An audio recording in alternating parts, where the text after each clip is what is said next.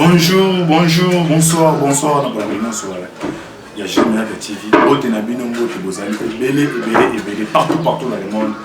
Vous avez la besoin par la internaute, on a niveau états, on n'est pas ça, moi, on a mon maman Sylvestre. Tu es né, maman, quand j'étais à mettre le premier, c'est que tout, maman de décharge en Europe, en Asie, Océanie, en Afrique. Précisément, on a mon docteur, mais sans oublier, on répète le quartier du Congo. Et ça, on a bien, moi, c'est mon quand tu parles. Mais nous sommes dans la politique, autre cela. Décryptage, il y a actualité politique. Merci, Soumi, la caméra. Voilà, c'est ma caméra. Dès que Manuel est gêné en Dof Mantou. Vous s'abonnez à la carte de Jésus Naka TV pour la actualité en temps réel. Si je ou soit démonté sur la mission de l'eau, il nomination, il y a Premier ministre, arrestation, convocation, mano militaire. Il y a Galef Moutombe. Dans le dernier plan, il y a exécution pour effacer Kabila. Dans la scène politique, dans la matière bengi, il y a finance. Donc, décryptage de libre de sans plus tarder, tu continues à premier point. Nomination d'abord, il y a Premier ministre. La nomination du Premier ministre, c'est la carte d'abord. On a mis la carte. Américain va prendre pour collaboration et permettre d'investir dans ça. Par exemple, nous avons d'abord une épreuve. Un test. Test à mon écran, on a mis à réussir et l'autre, on va faire un papier de pour réussir. On a fait un musicateur, directement, on a fait un chez Camille. Durant une année et demie, sans mal comber à ce niveau chez Camille, on a mis à réussir, à réussir les rebondissements, à Kankiba, réseau, réseau mafia, robinet, matière première, contraire, chez Camille, il a réussi à bloc voilà moi ça sera mis à travers mon taux sur la tête il y a chef de gouvernement à Bosala pour y aller pour d'abord ma nomination ya sans malukom du conde ezali puis dans ma capitale d'abord il y a influence ya Kabila dans ma capitale il y a la minerie est-ce Kabila la tête la minerie, avant de profiter de la mine. Parce que force et c'est résumé dans 3 plans. Premier plan, c'est ma capitale, c'est le plan politique. Pour l'instant, ce n'est pas politique. Kabila a effacé, ce n'est pas politique. Avant de contrôler l'Assemblée nationale, avant de contrôler le Sénat, à contrôler le Premier ministre, non seulement, ils allaient démanteler, ils allaient déboulonner. Sur le plan toujours politique, sur le plan externe, à comme affaibli, pour l'instant, tu sais que les autres contrôlent nous. Des efforts à tirer dans le sur le plan militaire. Beaucoup de ses amis va démanteler tous les bagarres républicains. Pour ça qu'il n'a pas la police. Pourquoi décision des hommes cassés? Et puis Kabila va proposer le Kouana à Estakité Antimi. Donc, les gens ont dépouillé à son choix. Il y a un vol sur le Mouibi. Mouibi sur le Kangi. Attends, moi, je suis habitué à beaucoup. C'est ce que je veux dire. Mais c'est des abouis.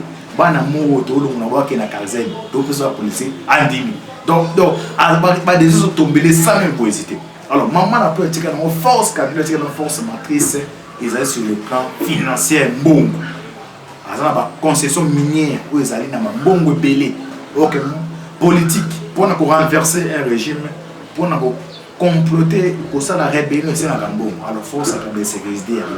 Il y a un monde qui a dit que non, sur le plan on a dit ça au Kokabitumate à qu'est-ce que c'est, à ça le repli, à replier dans le niveau ya Katanga pour nous attaquer l'adversaire. Alors tu sais qu'il n'a pas conscient tu sais qu'il, ce qu'on a pris va comprendre le repli au Kabila Sali, bâti Kaya doit tenter, Mali l'année tika zena Katanga bâchi. Il y a un plan les a exécuté si quoi alors plan les go exécuter des banane bazar ba serveur monter na kata plan wana pour bazar là et ça les exécuter. Kabila a plus de 123 concessions minières. Oyo muto tu peux découvrir on dira une année c'est 100 malukonde. Par les gens bande quoi poto belé ba bi akoloba. La politique bazo comprendre les enjeux de l'été. 100 malukonde ba tie wana a découvrir. Après, si rapport, on découvre que non, Joseph Kabila, durant une année et demie, en tant que DGA, GECAMIN, a découvert Kabila a plus de 123 concessions minières. Après ces rapports, on a partenaire partout Bengi, les États-Unis que non, c'est plus de 123 concessions minières où on a découvert Kabila. Donc ça n'est pas démanteler là. La 123 concessions minières on va découvrir na Kabila. Na niveau où on va découvrir Samba Lukombe. Parce que c'est lui qui aime ta découvrir. On découvre qu'on peut être à une mission où ça réduit. Batali qu'à travail, il a déjà à découvrir que nous avons plus de 123 concessions minières. Alors tout ça pour démanteler là. Azo a fait ce programme à qui les doit pour avoir démantelé les zones. On est à 123 concessions minières au Kabila Zanamo, mais on découvrir plus de 83 heures à Talibanda. Talibanda, on va mener les abanani, ils allaient partenaires à Kabila. Il faut pas les ennemis États-Unis d'Amérique. Dès que on va Jani Mabunda, à Kenya, il se fait sur Dubaï. Pourquoi tous les dignitaires est savoir qu'il est Dubaï? À niveau Dubaï, ils ont un quartier encore VIP. Ils ont VIP. Dans le quartier, la majorité des dignitaires et régime FCC sont à niveau de quartier. Vous avez un IGF à Matata Pone. Il y a 250 millions. 250 millions sont moins les années ici. Alors, il n'y a pas de concession par partenaire au niveau de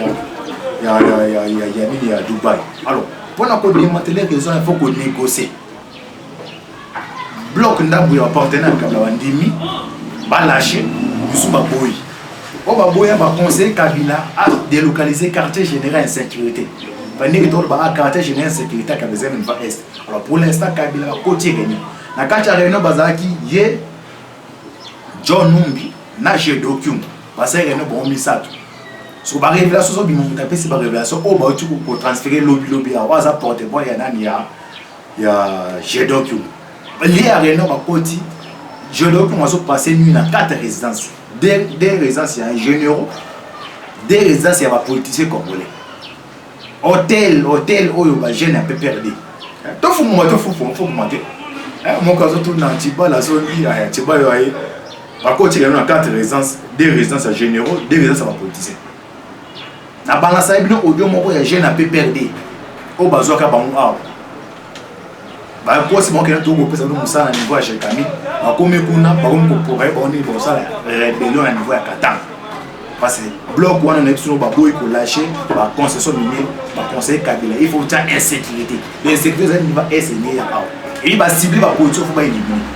Va cibler la position faut pas éliminer. Sauf au cas monter, zo boka monter so moni ki ngwa ko mwanja.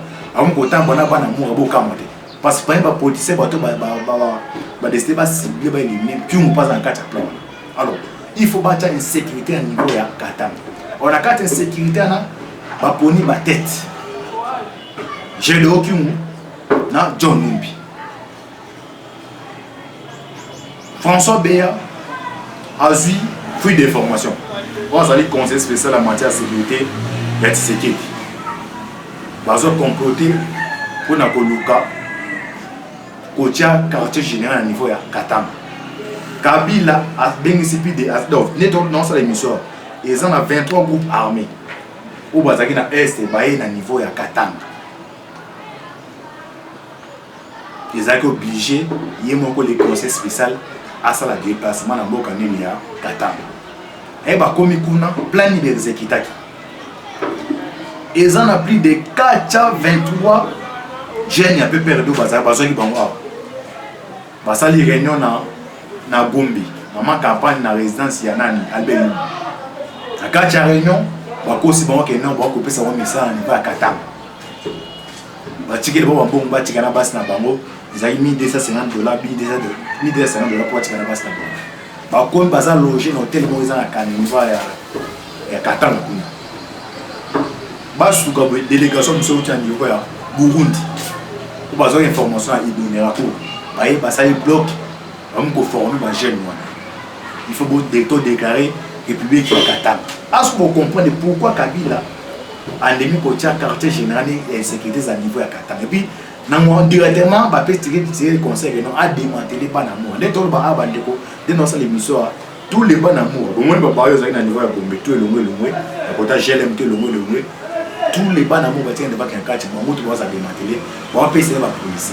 so ba policier na fo ko so ba policier ba pesa ba policier ba za ba chikata ou ba za ba nouveau recrue. Est-ce que imaginez un combattant il dépense aussi à battre la cabine. Tant funga mate to funga mate. Moni ma so beta. C'est que so moni mutu ti na mo oyo. Azo ba que non. Tu sais qu'il des étiquettes so kaza ki ndokite moi ki ndoki wa ki nkolo et comme ça mutu kizengi na bilobalo. Mais c'est pas mon ba nomé ça ma le point ministre aza mutaka mais te que non ça mon kombe asali plan au même batebe ba ndo e batebe. Azaki missionnaire, bah tiens quelle mission, à exécuter mission dans temps moqué, bah qu'on voit mission accomplie, dans la premier ministre. C'est ça, sur le plan sécurité, la constitution minière. Alors, il faut qu'on demande là. Tu sais qu'il a tenté qu'on négocie un bloc pour un ababoui, parce qu'on voit qu'il y a un rapport de force. On a un rapport de force, bah doit changer bah tête, il y a un renseignement où ils ont un niveau à Qatar. Parce que Kabila a une force de nuance sur les agents qui chassent. Vous avez un niveau à Est avec un niveau à Qatar. Nous avons balancé bino audio mon ko isa awa. Et monsieur Théoté Rosala. Bon lando audio na bandeko. Pour comprendre les sikalini auto kende. Bon lando audio na pour comprendre les sikalini auto kende. Théo singa na bandeko baza di banda mboka. Ikomi ngonga oyo. Ils sont pas congolais, donc comprendre ce que je veux dire. Peut-être que la politique, la musique, ils ont parlé, ils ont un sentiment, ils ont réfléchir. Donc, comme on a virage, même les pays qui ont des contrats pour négocier. Tu sais qu'il y a des délégations, le chef d'état-major ougandais. Ils ont des non, il y a des déserts aux hommes. Il y aura des marches au sein de pays où on a des marches. Tu sais pas, mais qui pour la population, la bango, nous avons des déserts après les Union africaine. Qu'est-ce qui va se passer? Les gagas vont tout bazar concret. Non, balancer, non, oui, alors balancer, c'est un peu mettre des bâtons rompus et dit qu'à peine le répondre à la révélation liée à musée. Si on a tiré que l'on va nous trouver au camp, il dit qu'à peine sur le musée, après c'est d'abord origine à Kabila. Kabila zana nchini bayaki so boki ba révélation bandeko o kana na ma miso na posa ko ni asali bato ko pina journaliste mo ko mwina to balancer les minutes. Alors bandeko bozolanda audio na kacha audio ora ba jeune ya PPRD au bakendaki formation moko na bango a réussi kobimisa ba révélation. Alors na ba révélation na Antibal azo balancer bi bolan. Bonsoir mon vieux Papi Tamba. C'est bel et bien moi, votre petit Regen Lokoki. Vieux. Pour ça là, on a remis tout dans la question ce qui peut considérer un dessous. Petit Congolais, tout Congolais. Et je me pose la question sur les ala qui baleki na bino, tout bal na bino, ou na ibondi ma ba risquer. La Kinshasa pour assurer du selon sous pour recruter des sauvages jeunes pour le big tout est dans Katamba Albert Mouma on peut s'amuser de ça là donc on est sur place et comme il m'a ramené à créer un mouvement insurrectionnel pour tout la Moussa sécession à Katamba. Est-ce qu'ils ont mis des Canada à Kinshasa tout le monde parce que ils sont aussi dans le point qui tout est Katamba pour nous comme ça. Donc on vient de continuer des délégations et ils sont dans l'hôtel place nous allons réunion à Boulogne dans la Rémi dans Mouyège faire de la mamelle pas à la qui comme il m'a camoué sécession à Katamba. Est-ce qu'il y a qui au Ghana ma sécession à Katamba pourquoi vous avez instrumentalisé la jeune il ne veut pas respecter ma volonté il y a qui me décide de s'en faire sous discours échangé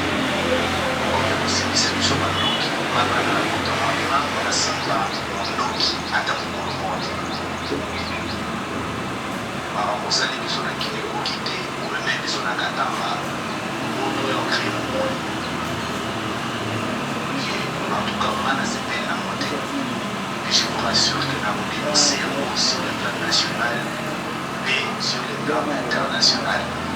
On l'a récemment à la face du monde, Makamou, vous avez ça.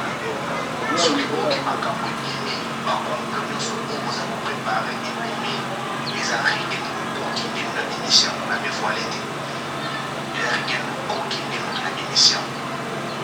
Nous avons dénoncé un mot partout. Nous avons émis ça à Makamou, et nous avons préparé.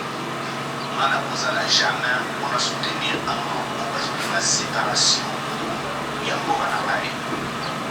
Qui n'a pas ça là on va se réunir sur le Chekani et comme il va commencer c'est sur un Katama na Negini au service de son monde créer des zones de créer Makila au Katama et comment une nation à part entière non tout le monde va monter sur la chaîne de jeu de Kima tout le monde Kima naina ko ok j'espère que vous l'avez dit audio au vosso il y a un jeune il y a PPRD vous comprenez ce qu'il pense ça donc Kabila na John Numba c'est réunir que non, il faut tout de tout, comme tout le quartier général sécurité dans l'Est, il n'y a pas qu'à il faut tous les Qataris se défendre. Alors, quand il y a une réunion, dimanche, inquiétude, dans le niveau à Bakataratam. Le tout va déployer forcément à Kassa niveau Katanga pour la maîtriser. Directement, des autres que non, il faut pas le ballon, les capitaines. Nous avons dans l'émission, tous les bagarres, il y a JR et Kabila, le rôle de tout va avoir policier. Au Soukandéré, on a peut-être un Caleb Mouton, bâti de l'invitation à Boykoya. Donner dans ça l'émission, surtout comme on a pour parler déjà, par exemple, dépêcher équipe, mano militaire. Vous voyez, ils sont mano militaire, il y a Katina Kata chambre. Donc, à l'air bataille de dossier, mais le dossier va fonder, à un puis de 6 et quelques dossiers, on va créer une loi pour mettre, on va éliminer, on va éliminer, on va éliminer. Mais, bien, on va déposer les bandes en boca. Pour comprendre tout ça, il faut qu'on doit comprendre que non, donc on a une délivrance. Puis, délivrance de GIE. On est notre expliqué une force académique et Zaki. Premier point, c'est le plan politique, c'est le plan militaire, c'est le plan financier. Déjà déboulonnage des gens salés. Et ça, quand on a pu se battre comme man, et tout ça, les bandes à beaucoup de boka, tous se mettre ensemble. Tout le monde a divergence. Tout le monde a divergence. Et l'équipe, ce qui nous est plus fort, c'est que nous vise, mais parce que le bloc à Bakalo, comme ça, il va au Kim. Donc, tu vois qu'il y a des sous des cartes, il y a ma caméra pour se partir dans la carte, il y a République démocratique et économique. Nous dit tout le monde, John Nundi, Kabila Bazoé, Baté, mais qu'on a combien de temps? Dénonce l'émission, mais dans le ça va bien, 44 ans, je sais pas, non? Nous connaissons qu'on a comme tel examen, mais nous sommes à deux comprendre. Nous sommes à bien, nous sommes féliciter. Nous sommes à bien, avec un autre, yo, juste pour moi, mais où est Antigua? Moi, quand tout n'y passe, on va tout dans la chaîne, comment je vais me dire que le mouton, mon ballon, Bakazora, nous avons la salle déjà annoncé. Et bien sûr, nous avons déjà Antigua déjà annoncé le tour, autour de l'Imbo. Parce qu'au deuxième épisode, vous voyez, c'était au permettre, vous voyez pas, révélation, il dit qu'à peine, à ça, révélation, à l'OPI, à Bato Rompi, na journaliste, à PC origine, à Kabila, na Nabuma qui nous, na Makamia Roloba, joue au Sanix. Ce qui peut-être, les révélations au vieux gros engagement. Il n'y a pas les antibas déjà engagement pour la première vérité.